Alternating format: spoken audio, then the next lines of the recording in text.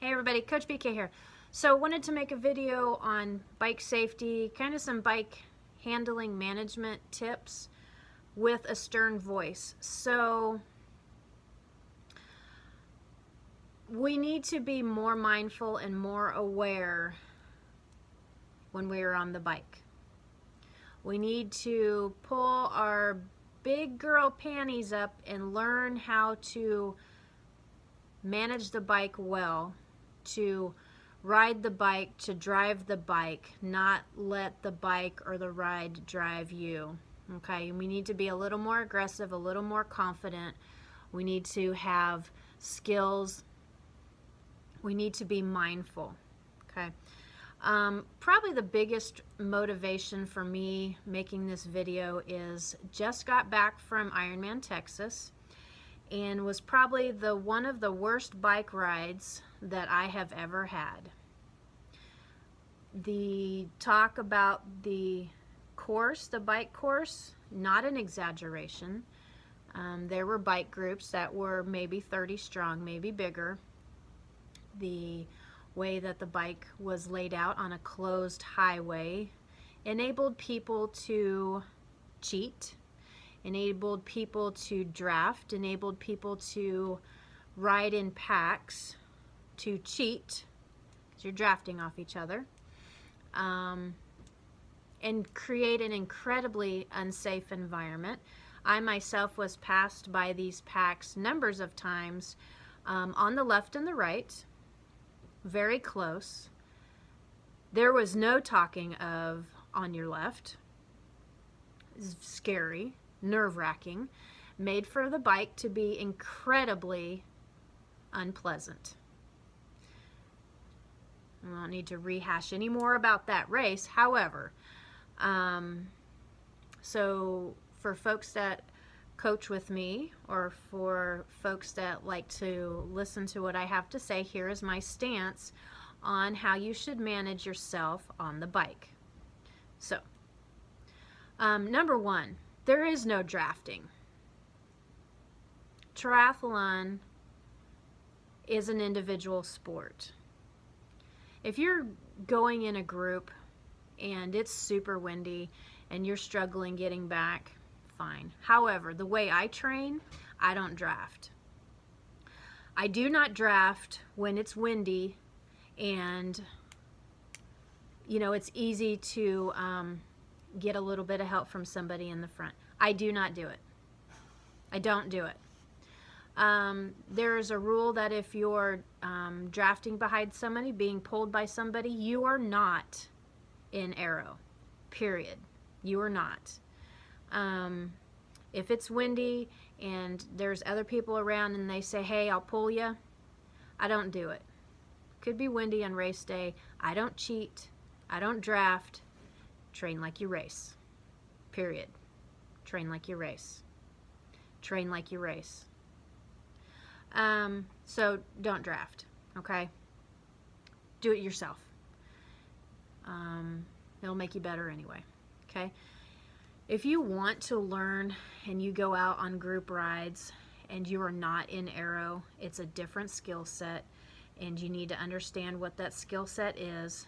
And when you're on group rides and it's acknowledged that everybody is using those rules and that skill set, you're not, in arrow, you have your hands on your brakes available all the time, fine. But that's not triathlon biking, okay? Two different skill sets. Don't mix them unless you exactly know what you're doing. And everybody around you is signed up for, unless you're in the front of that group, you're in arrow. Unless you're in the front, you're not in arrow. Okay, enough on that. Safety-wise, let's see here. So you're not drafting. We'll have a conversation on how to draft and do that stuff. But you're not drafting. You're not riding in a group. When you pass somebody, pretend you're driving like a car. You look behind you to make sure. I think the rule in car is still that you don't get over until you can see both of their headlights. That gives you enough room to get over safely instead of cutting somebody off. If you are biking and you are passing somebody, look behind you to see if you have passed them all the way. Okay? So again, Ironman Texas, and this happens a lot with my experience in road cycling in groups, is that, and I've had this happen in races, where I've completely been cut off by some biker that's passed me and then cut over too quick and almost run me off the road. Look behind you, make sure that you have, you know, a bike length or two between you before you come over. It's a courteous. When you're passing somebody, say on your left. If they are swerving, they are not a biker that drives straight, say it sternly, make sure they hear you, so they sort of get the idea to move over, be aware of what the heck they're doing so they don't run into you. You don't have to yell it at them, you don't have to be grumpy, but you can say it sternly on your left. One thing that I'm really adamant about as well is that you need to know how to drive your bike straight. Okay? Do not bike on roads double. Okay? Don't do it. Even if you can do it, don't do it. Okay? It's not courteous to drivers in cars. Ride the line. Stay on the yellow line. Give yourself a little bit of cushion, but don't chitter chat and talk, and even if there's like 2 lanes and they have a lane to pass you, don't do it. Okay? It makes drivers mad, and there's a lot of bicyclists that think that riding 3 abreast, riding in a group, even if they have their own lane, is okay. Just don't do it. Okay? Follow the rules. If there's a stop sign, you need to stop. If there is a this, you need to follow the road rules. Okay? Ride single file, don't draft, follow the rules of the road, and hold your line. Drive straight. Period. Figure out how to drive straight. It is incredibly dangerous for bikers, for yourself, for cars. Don't become distracted.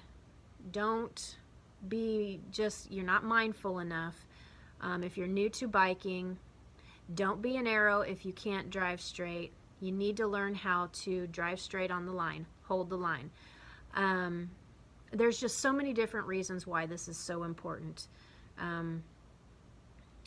Again, with Ironman Texas, when these bike groups passed me, that was the only thing that saved my bacon, was I knew how to hold my line, to drive straight.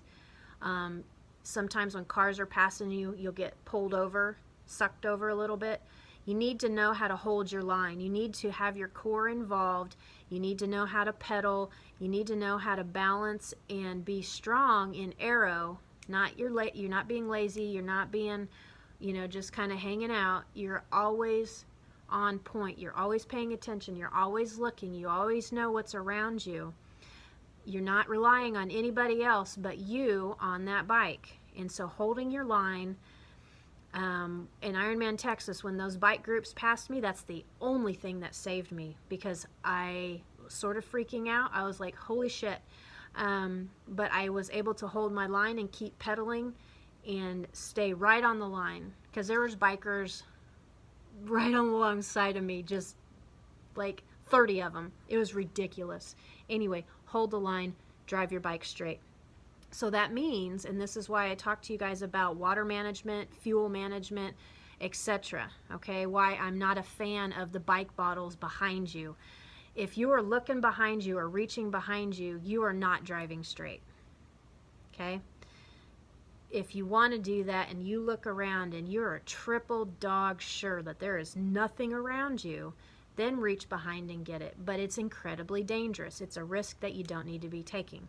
That's why I tell you, put your fuel down on the down tube where it's easy to access. Your eyes are always straight forward. You can reach that bike bottle in aero, reach down, or grab your handlebar and reach down.